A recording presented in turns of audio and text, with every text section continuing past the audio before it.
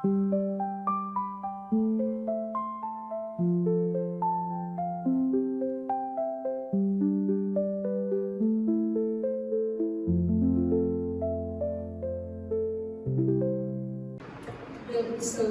హల్లెలూయా.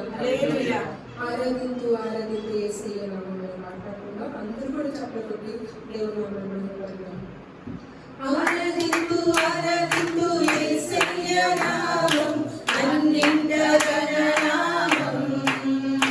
ఓ ఆరాధించు ఆరాధించు యేసయ్య నామం అన్నింట ఘననామం. స్తుతి మాటల్లో పాడుచు గాలింతును క్రీస్తు నామమును మహిమను కీర్తింతును.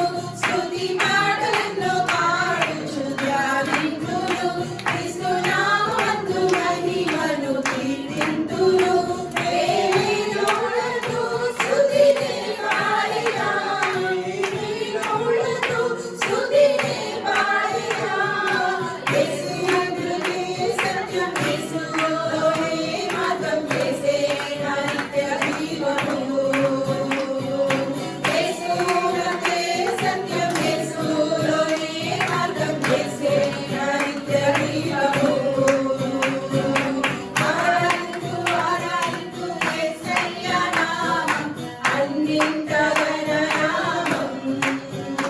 ఓ ఆరాధించు ఆరాధించు యేసయ్య నామం అన్నింట ఘననామం. ప్రభునామము ఎంతో ఘనమైనది, అన్ని నామముల కంటే హెచ్చైనది. ప్రభునామము ఎంతో ఘనమైనది, అన్ని నామముల కంటే హెచ్చైనది. ఆ నామమందే రక్షణ సోదరా, ఆ నామమందే రక్షణ సోదరా. యేసయ్య రక్తము చిందించెగా, యేసయ్య రక్తము చిందించెగా. యేసే నా రక్షణ, యేసే విమోచన, యేసే నా నిరీక్షణ. యేసే నా రక్షణ, యేసే విమోచన, యేసే నా నిరీక్షణ. ఆరాధించు ఆరాధించు యేసయ్య నామం అన్నింట ఘననామం. ఓ ఆరాధించు ఆరాధించు యేసయ్య నామం అన్నింట ఘననామం. ప్రభునామము ఎంతో బలమైనది, అపవాది భయపరచునది. ప్రభునామము ఎంతో బలమైనది, అపవాది భయపరచునది. మహిమ నీకు ఓ సోదరా, మహిమ నీకు ఓ సోదరా. సాతాను సిలువలో ఓడిపోయేగా, సాతాను సిలువలో ఓడిపోయేగా. యేసే రక్తమే జయం, యేసే నామమే జయం, యేసే నందే విజయం. యేసే రక్తమే జయం, యేసే నామమే జయం, యేసే నందే విజయం. ఆరాధించు ఆరాధించు యేసయ్య నామం అన్నింట ఘననామం. ఓ ఆరాధించు ఆరాధించు యేసయ్య నామం అన్నింట ఘననామం. స్తుతి మాటలను పాడుచు గాలింతును క్రీస్తు నామమును మహిమను కీర్తింతును. స్తుతి మాటలను పాడుచు గాలింతును క్రీస్తు నామమును మహిమను కీర్తింతును. వేణువులతో స్తుతిని పాడెదా, వేణువులతో స్తుతిని పాడెదా. యేసునందే సత్యం, యేసులోనే మార్గం, యేసే నా నిత్య జీవము. యేసునందే సత్యం, యేసులోనే మార్గం, యేసే నా నిత్య జీవము. ఆరాధించు ఆరాధించు యేసయ్య నామం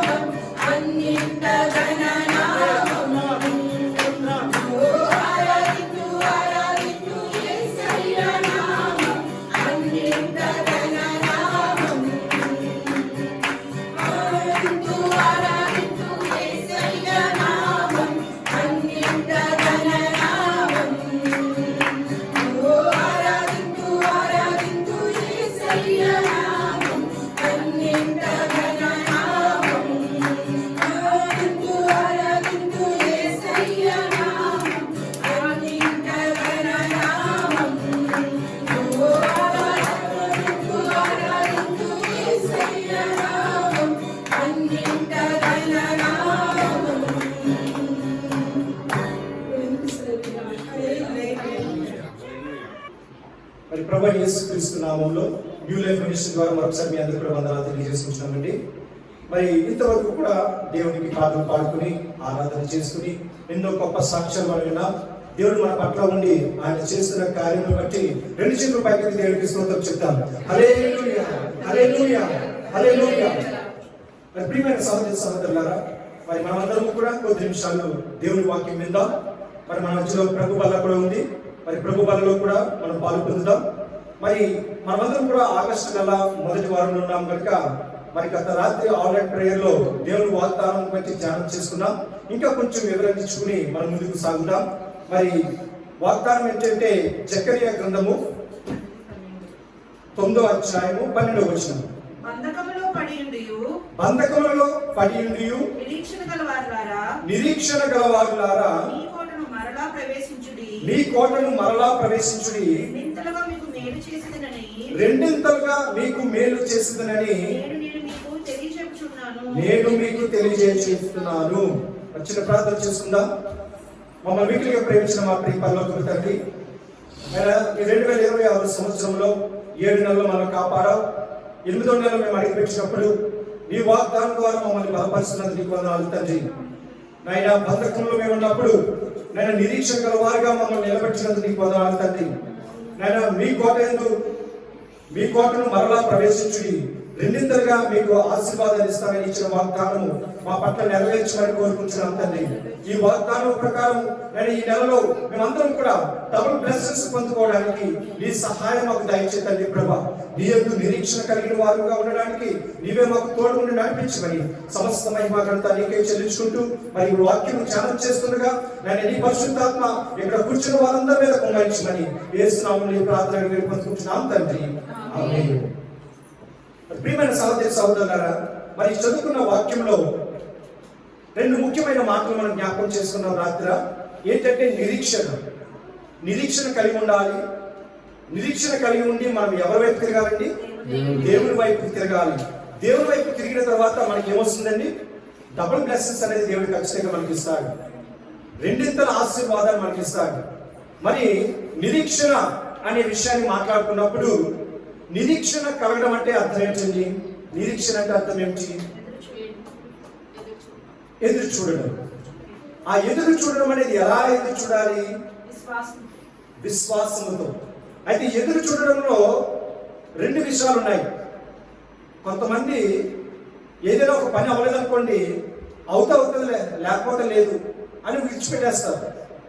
ఒకటి, ఖచ్చితంగా అది దేవుడి వల్ల సాధ్యము, ఖచ్చితంగా దేవుడు చేస్తాడు అనేది మీకు నిరీక్షణ ఉంటుంది. మరి ఈ 2 విషయాల్లో మనం ఏ నిరీక్షణ కలిగి ఉండాలంటే దేవుడు ఖచ్చితంగా చేస్తాడు అనే నిరీక్షణ మనము కలిగి ఉండాలి. మరి దేవునికి అసాధ్యమైనది ఏది లేదు. ఆ నిరీక్షణ మనము కలిగి ఉన్నప్పుడు మనము ఏం పొందుకుంటామంటే ధైర్యాన్ని పొందుకుంటామండి. దేవునికి స్తోత్రం. హల్లెలూయా, హల్లెలూయా. ఏమొస్తుందండి? మనకి ధైర్యం అనేది వస్తుంది. నిరీక్షణ అనేది మనలో లేకపోతే, ఆ హోప్ అనేది మనలో లేకపోతే మనం ఏమైపోతామండి? నశించిపోతాం. చాలా మంది సూసైడ్ చేసుకున్నడానికి కారణం ఏంటంటే ఆ హోప్ అనేది వాళ్ళలో లేకపోవడమే, నిరీక్షణ అనేది వాళ్ళలో లేకపోవడమే, ఎదురు చూడడం అనేది వాళ్ళలో లేకపోవడం వల్లే వారి జీవితాన్ని మధ్యలోనే ముగించేసుకుంటున్నారు. కనుక ఒకవేళ ఈ రోజు నీ జీవితంలో సమస్య ఉన్నట్లయితే, నీ జీవితంలో కష్టాలు ఉన్నట్లయితే నీకు నిరీక్షణ, ఒక హోప్ అనేది ఉండాలి. ఎందుకంటే ఈ రోజు నీ పరిస్థితి ఏదుందో రేపు నీ జీవితంలో అలాగ ఉండదు. ఖచ్చితంగా ఒక బదలావన అంటే ఒక మార్పు, ఒక చేంజ్ అనేది ఖచ్చితంగా నీలో వస్తుంది. దేవుడు ఖచ్చితంగా మారుస్తాడు. ఆ నిరీక్షణ అనేది మనలో ఉండాలి. ఆ నిరీక్షణ మనం ఎప్పుడైతే కలిగి ఉంటామో ఖచ్చితంగా దేవుడు మనకి ధైర్యాన్ని ఇస్తాడండి. దేవునికి స్తోత్రం కలుగును గాక. హల్లెలూయా, హల్లెలూయా. మరి ప్రియమైన సహోదరి సహోదరులారా, నిరీక్షణ అనేది ఎలాంటిదంటే మనకి ముందు ఏది జరుగుతుందో దాన్ని తెలుసుకోవడం నిరీక్షణ కాదండి. ఏది జరగదో, ఏది అనుకోకుండా మనం ఊహించుకుంటామో, ముందు ఏది జరుగుతుందో మనకు తెలియదు, కానీ అది దేవుడు ఖచ్చితంగా చేస్తాడు అని నమ్మాలి. దాన్నే నిరీక్షణ అంటాం. ఇప్పుడు నాకు జ్వరం వచ్చిందండి, ఫీవర్ ఉన్నది నాకు ఫుల్గా 104 ఫీవర్. నాకు నిరీక్షణ ఉండాలి, రేపు ఖచ్చితంగా జ్వరం నా నుంచి పోతుంది. అది ఎలా వెళ్తుందో మనకు తెలియదు. ఒకవేళ దేవుడు నన్ను స్వస్థపరుస్తాడు, నేను మెడిసిన్స్ వేసుకుంటాను, దాని ద్వారా నేను స్వస్థపరచబడతానేమో, ఇంజెక్షన్ తీసుకోవడం ద్వారా స్వస్థపరచబడతానేమో, అది నాకు తెలియదు. కానీ నా నమ్మకం ఏంటి? దేవుడు ఖచ్చితంగా జ్వరాన్ని తగ్గిస్తాడు అనే హోప్, నమ్మకం మనలో ఉండాలి. ఆ నమ్మకం ఎప్పుడైతే మనలో ఉంటుందో ఖచ్చితంగా నీవు మేలులు చూడగలవు, డబుల్ బ్లెస్సింగ్స్ అనేది నువ్వు పొందుకోగలవు. మరి ప్రభువైన యేసుక్రీస్తు వారు ఈ లోకానికి వచ్చి ఆయన సువార్త ప్రకటించి ఆయన శిలువ మరణం పొంది మరలా పునరుద్ధానమై తిరిగి లేచి శిష్యులకు కనబడిన తర్వాత శిష్యులకి ఒక హోప్ అనేది ఇచ్చారు, ఒక నమ్మకాన్ని ఇచ్చారు. ఏంట నమ్మకం? ఆదరణకర్త మీకు తోడుగా ఉంటాడు. అసలు ఆదరణకర్త అనేది ఎలాంటి వాడు అనేది ఆ సమయంలో శిష్యులకు తెలుసండి. పరిశుద్ధాత్మ దేవుడు ఎలా ఉంటాడో శిష్యులకు తెలుసా? వారికి తెలియదు. కానీ వారు ఏం నమ్మారు? యేసుప్రభువుని నమ్మారు. యేసుప్రభువుని నమ్మి ఆయన మరణించి తిరిగి లేచిన దేవుడు, గొప్ప దేవుడు. ఆయన నా దగ్గరకు వచ్చి, మన దగ్గరకు వచ్చి, మీకు నేను ఇప్పుడు వెళ్తున్నాను, నేను ఒక వ్యక్తిని పంపిస్తాను, ఆయన వచ్చి నీకు సహాయం చేస్తాడు అని ఒక మాట చెప్పారు. మరి మానవులైన మనము కళ్ళ ద్వారా చూడలేనిది ఎవరైనా వచ్చి నీకు చెప్తే నమ్ముతామండి? నమ్మము. కానీ శిష్యులు నమ్మినది ఏంటంటే యేసుప్రభువుని మాటను నమ్మారు.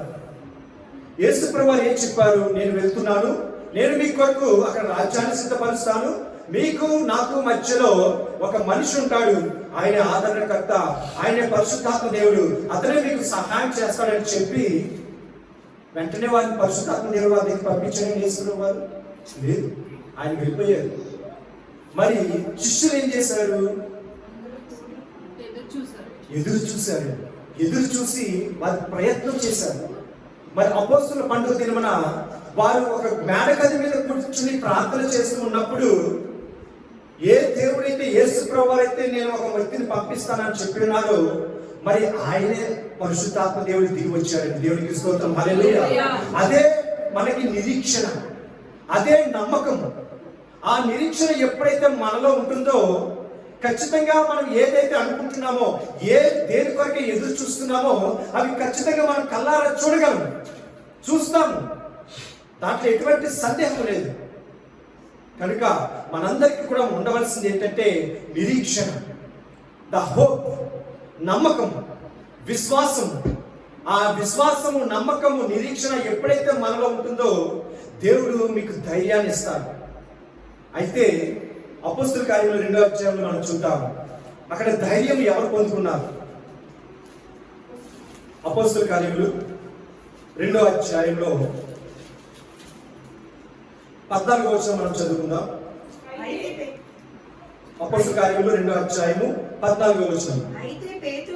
అయితే పేతురు ఆ 11తో కూడా లేచి నిలిచి బిగ్గరగా వారితో ఇట్లనెను. చూడండి, ఆ మాట జాగ్రత్తగా గమనించండి. ఎలా చెప్పాడండి? నెమ్మదిగా చెప్పాడా లేకపోతే బిగ్గరగా చెప్పాడండి? అసలు పేతురు గురించి మనకి ఏం తెలుసండి? పేతురు గురించి మనకి ఏం తెలుసు? పేతురు గురించి అడిగితే మనం ఏం చెప్తాం? ఆయన యొక్క మనస్తత్వం మనకు తెలిసినట్లయితే యేసుప్రభువు ముందే చెప్పారు, కోడి కూయక మునిపే ముమ్మారు నీవు నన్ను ఎనకవని అబద్ధం చెప్తావు అని. అంటే పేతురులో అంత భయం ఉంది.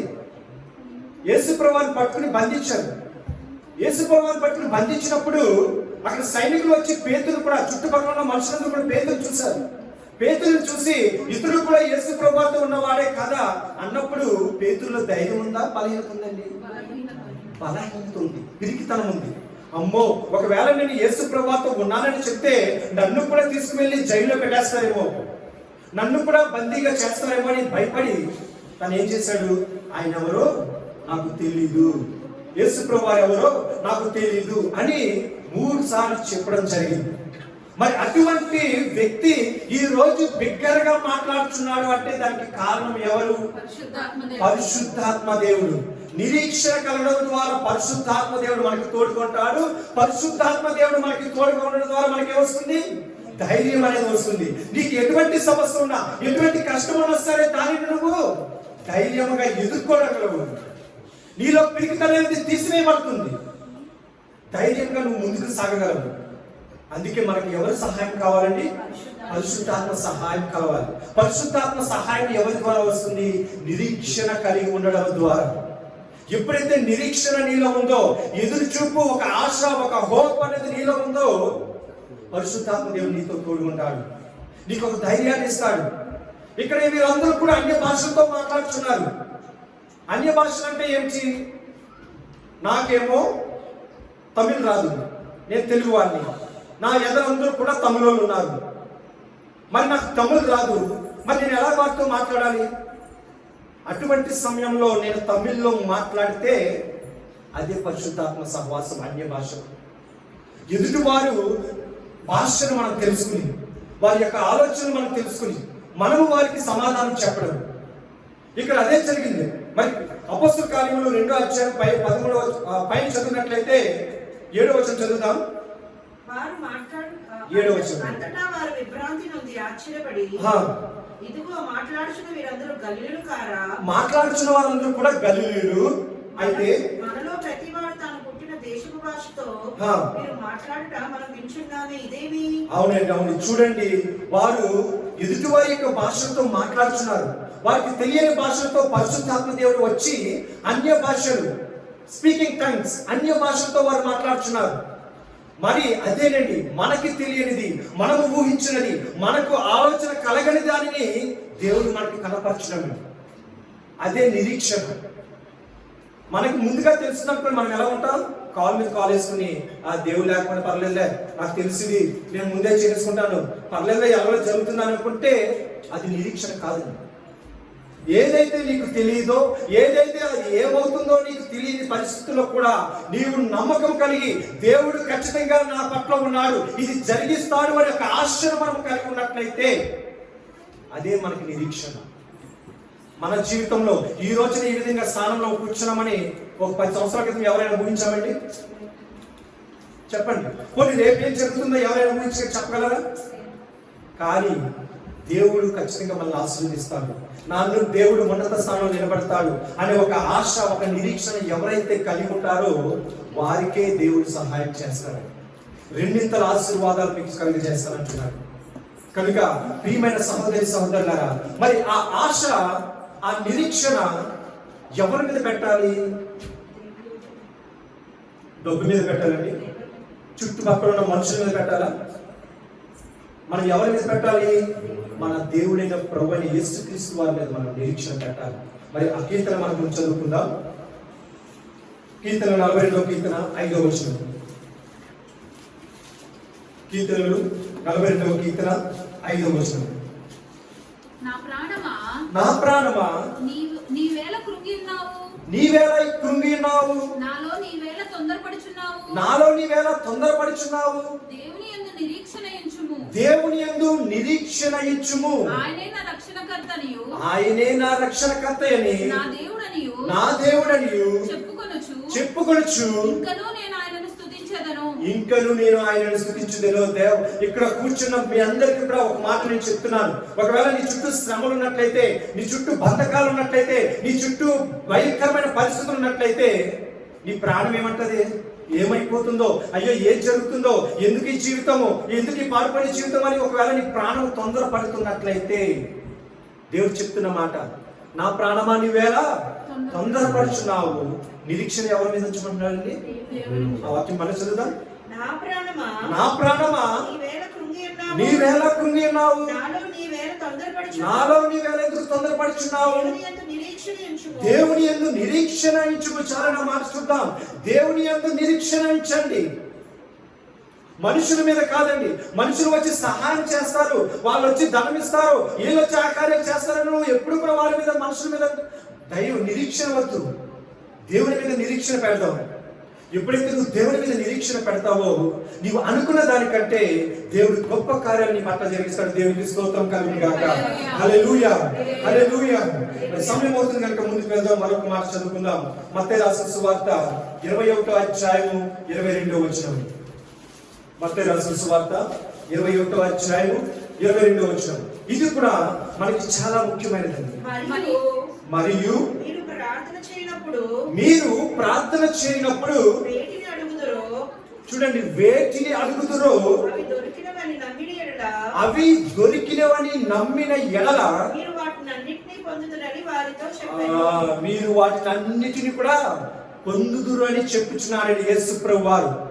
ఇప్పుడు నాకు కష్టం ఉంది, నేను బద్ధకాల్లో ఉన్నాను, నాకు ఒక నిరీక్షణ ఉంది, దేవుడు వచ్చి నాకు సహాయం చేస్తాడని. మరి నేను ప్రార్థన చేసేటప్పుడు అది దేవుడు చేస్తాడని నేను నమ్మకపోతే అది నా పట్ల జరుగుతుందండి? జరగదు. నేను ప్రార్థన చేసేది ఎలా చేయాలి? దేవా, నువ్వు నా పట్ల ఉన్నావు, నాకు కార్యములు జరిగిస్తావు, ఈ కార్యం నీ వల్ల సాధ్యము తండ్రి ప్రభా, నీకు అసాధ్యమనేది ఏది లేదు అని ఎప్పుడైతే మనం దేవుని మీద నమ్మకం పెట్టి ప్రార్థన చేస్తామో అవి చేసినవన్నీ కూడా మన పట్ల నెరవేరుస్తాడు. ఒకవేళ ఆలస్యం అవ్వచ్చేమో, ఒకవేళ దేవుని సమయం ఇంకా మన దగ్గర రాలేదేమో, కానీ నిరీక్షణ అనేది ఎప్పుడు కూడా మనము కోల్పోకూడదు. నిరీక్షణ కలిగి మనం దేవుని పెట్టుగా మనం జీవించినప్పుడు దాని యొక్క ప్రతిఫలం ఏంటండి? రెండింతల ఆశీర్వాదాలు, డబుల్ బ్లెస్సింగ్స్. నేను సాక్ష్యం చెప్పాను, నేను ఎంత ఎదురు చూశాను, 1 ఎదురు చూశాను, 2 ఎదురు చూశాను, కానీ దేవుడు ఎన్ని ఇచ్చాడండి? 4 ఇచ్చాడండి దేవుడు. మరి డబుల్ బ్లెస్సింగ్స్ కదండి నాకు. అదే నమ్మకం మనలో ఉండాలి. ప్రభువా, నేను నీ చేతికి అప్పచెప్తున్నాను తండ్రి, నాకు సహాయం చేయ తండ్రి ప్రభువా. నాయన మనుషుల వల్ల సాధ్యం పడదు, నాయన చుట్టూ ఉన్న వారి వల్ల సాధ్యం పడదు, నీ వల్ల సాధ్యం తండ్రి.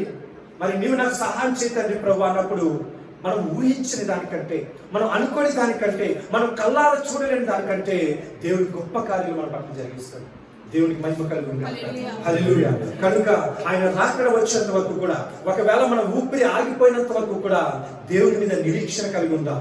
డబుల్ బ్లెస్సింగ్స్ ఖచ్చితంగా దేవుడు మనకి ఇస్తాడు. ఆయన కొరకే మనం కనిపెట్టుకుని ఉందాం. ప్రభువా, నేను నీ మీదే ఆధారపడి ఉన్నాను తండ్రి, నీవే నాకు సహాయం చేయ తండ్రి ప్రభువా, నేను ఈ బంధకాల నుంచి విడుదల దయచే తండ్రి, నేను ఈ కష్టాల నుంచి విడుదల దయచే ప్రభు అని ఆయన మీద మనం ఆధారపడినప్పుడు ఖచ్చితంగా దేవుడు మనకు సహాయం చేస్తాడు. ఆయన మరి ముఖ్యంగా చెప్తున్న మాట ఏంటంటే, పరిశుద్ధాత్మ దేవుడు పంపించి మీకు ధైర్యాన్ని ఇస్తాడు. ఏమిస్తాడు? ధైర్యం ఇస్తాడు. మీకు ధైర్యము కావాలంటే నిరీక్షణ కలిగి ఉండాలి. నిరీక్షణ ఎప్పుడైతే దేవుడి మీద ఆధారపడి నిరీక్షణ కలిగి ఉంటామో పరిశుద్ధాత్మ దేవుడు మనకు తోడుగా ఉంటాడు. పరిశుద్ధాత్మ తోడుగా మనకుంటే దేనికి మనము భయపడవలసిన అవసరం లేదు. కనుక మనందరికీ పరిశుద్ధాత్మ దేవుడు సహాయం చేసి మనకి ధైర్యాన్ని ఇచ్చి ఏది మన జీవితంలో ఎదురైనా సరే దేవుడు చూసుకుంటారని ఒక నమ్మకంతో మనం ముందుకు వెళ్ళాలని కోరుకుంటూ, మరి మనందరము కూడా కొద్ది నిమిషాలు ప్రార్థన చేసుకుందాం. మోకరించినట్లయితే ప్రభు బల్ల కార్యక్రమానికి మనం వెళ్దాం. దయచేసి అందరూ కూడా మోకరించినట్లయితే, ఎవరైతే లేచి నిలబడి మోకరించలేరో వారు లేచి నిలబడినట్లయితే మరి మనమందరం కూడా ప్రభు బల్ల కార్యక్రమంలో పాల్పొందుదాం. మనమందరం కూడా బైబిల్ వాక్యం చేత పట్టుకుని 1 కొరింథీయులకు రాసిన పత్రిక 11వ అధ్యాయము 23వ వచనం నుండి 32వ వచనం వరకు కూడా, 1 కొరింథీయులకు రాసిన పత్రిక 11వ అధ్యాయము 23వ వచనం నుండి 32వ వచనం వరకు కూడా మరి మన వచనం ఉన్న బెన్నీ బ్రదర్ గారు చదువుతారు. ఆయన చదివినప్పుడు మనమందరూ కూడా శ్రద్ధగా ఆ వాక్యాన్ని విని ప్రభు బల్ల కార్యక్రమంలో భోజన పత్తిలో యేసు ప్రభువు ఏం మనకు చెప్పారు, మరి ఆయన శిష్యులు ఏ విధంగా పాటిస్తున్నారు, మనం ఏ విధంగా వాటిని పాటించాలి అనే సంతోషం పొందుచున్నాయి. అందరూ కూడా కళ్ళు మూసుకుందాం, ప్రార్థన చేసుకుని ఆరాధన ముగించుకుందాం. మమ్మల్ని వీటిగా ప్రేమించిన మా ప్రియ పరలోకపు తండ్రి, నాయన ఇప్పుడు దాని దేవన ప్రభు బల్ల కార్యక్రమంలోను ఆరాధనలోను మీరు ఎంతగానో మమ్మల్ని బలంగా నిలబెట్టినందుకు నీకు వందనాలు తెలియజేసుకుంటున్నాం. ఆయన చెప్పబడిన వాక్యములు ప్రతి ఒక్క జీవితంలో ఫలింపచేయమని అడుగుతున్నాను తండ్రి. ఆయన రెండింతల ఆశీర్వాదాలు వారికి దయచేయమని కోరుకుంటున్నాను తండ్రి. అలాగే నేను నీ అక్కడ వచ్చేంత వరకు కూడా నీ బిడ్డలుగా మేము ఉండడానికి సహాయం చేయండి. నేను ప్రభు బలంలో మేము పాలు పొందినప్పుడుగా నేను తండ్రి మేము నేను బలమును శక్తిని పొందుకుని నేను నీ బిడ్డలుగా మమ్మల్ని నడిపించమని కోరుకుంటున్నాం తండ్రి. అదేవిధంగా ప్రార్థన అవసరాన్ని కూడా నీ సన్నిధిలో మార్పించున్నాం. ఎవరెవరైతే ఏ ప్రార్థన అవసరం కోరినారో ప్రతి ఒక్క అవసరమును యేసు నామములో తీర్చమని కోరుకుంటున్నాం తండ్రి ప్రభా. నేను మనుషులకు అసాధ్యమైనది నీకు సాధ్యమే తండ్రి ప్రభా. సమస్తము నీకు సాధ్యమే తండ్రి ప్రభా. నేను గొప్ప కార్యములు మా పట్ల జరిగించండి. ఎవరెవరైతే ఏ విషయం కొరకు ఎదురు చూస్తున్నారో నిరీక్షణ కలిగి ఉన్నారు తండ్రి ప్రభా, ఇప్పుడే వారికి శాంతి సమాధానం నెమ్మది దయచేయండి. కానీ ఏ పనులు అయితే ఆగిపోయి ఉన్నాయో వాటన్ని కూడా ముందుకు నడిపించమని కోరుకుంటున్నాం తండ్రి ప్రభా. ప్రతి ఒక్కరికి ఆరోగ్యంలో బలమును శక్తిని దయచేయండి. ప్రతి ఒక్కరికి మారు మనసు రక్షణ దయచేయమని అడుగుతున్నాం తండ్రి. నిరీక్షణ దయచేయండి తండ్రి ప్రభా. ప్రతి ఒక్కరిని కూడా నీ కృపలో భద్రపరచమని కోరుకుంటూ తిరిగి వెళ్తుండగా నీ సహాయం నీ కాపుదల మా అందరికీ దయచేయమని, అలాగే ఈ రోజు ఆరాధనలో పాలు పొందలేని వారిని కూడా జ్ఞాపకం చేసుకోండి. వారికి కూడా నీ కృప దయచేయమని కోరుకుంటూ నేను నీళ్ళు అక్కడ వచ్చేంత వరకు కూడా మమ్మల్ని అందరినీ కూడా నీ మార్గంలో నడిపించమని యేసు నామములో ఈ ప్రార్థన అడిగి పొందుకుంటున్నాము తండ్రి. యేసు రక్తమే శిలువ రక్తమే ప్రవేశం సంపూర్ణించి అపారమైన నాశనం కలుగుగాక. ఆమేన్ ఆమేన్ ఆమేన్. ఆశీర్వాదమండి. మన పరలోకపు తండ్రి యొక్క ప్రేమయు ప్రభువైన యేసుక్రీస్తు వారి యొక్క కృపయు పరిశుద్ధ అన్యోన్య సహవాసము ఇప్పుడు ఎల్లప్పుడు ఆయన రాకడ వచ్చేంత వరకు సదాకాలం మనందరికీ కూడా తోడే ఉండి నడిపించును గాక. ఆమేన్ ఆమేన్ ఆమేన్. అందరికీ వందనాలండి.